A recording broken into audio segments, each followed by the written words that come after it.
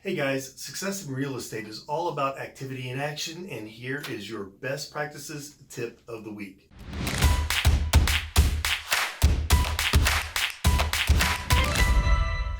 Today I want to talk about geo farming. We got a lot of feedback on one of the inside tracks that Todd did. That geo farming is something that interests a bunch of you, so I'm going to give you some best practices and some ideas. So first of all, where are you going to even do your geographic farm?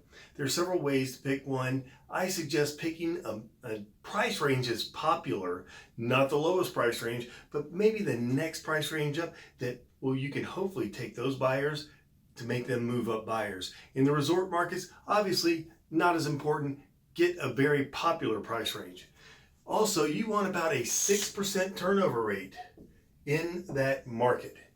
So that, depending on how big that market is, 100 homes, that's 6 transactions, or 200 condos, that's 12 transactions a year, and make sure that that is going to match the amount of energy you put into it and the money that you put into it. Because remember, we're always interested in our return on investment and making your money work smart for you.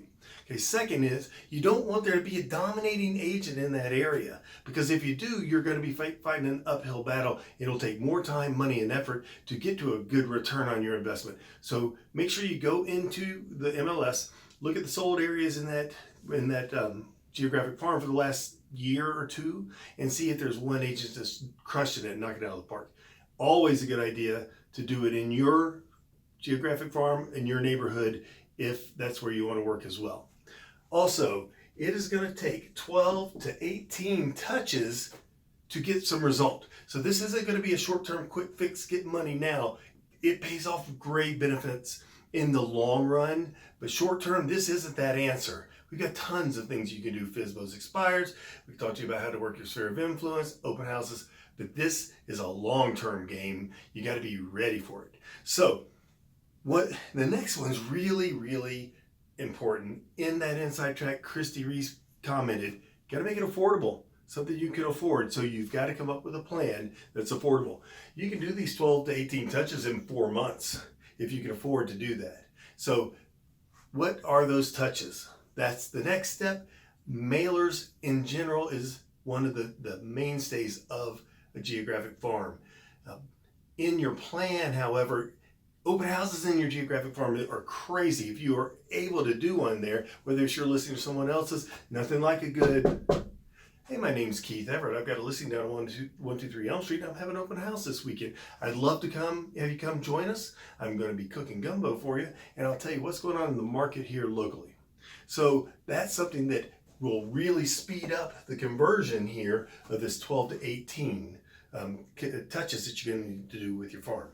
So next is, remember, for those of you that have been around me, and you know that I'm a Gary Vaynerchuk fan, has the book Jab, Jab, Jab, Right Hook. So what he's talking about is you give them something, give them something, give them something before you ask for business. You got to build that rapport. So we need a jab, jab, jab. Give them something. Give them a market report. Give them a newsletter about the community. Give them maybe community events or great places to eat out in the neighborhood. Give them something before you have that call to action. If you'd like more information about what your property is worth, contact me here. If you're ask, in the new economy, it ain't gonna work. We're a service economy now. You've got to give in order to get, and you'll get back tenfold when you do it right. So there are my basics for geographic farming. Again, we have talked to your managing directors, we have talked to the sales managers. Everybody has this information, and I want you to succeed. So remember, these tips are great, but if you don't do the work, they're not going to work.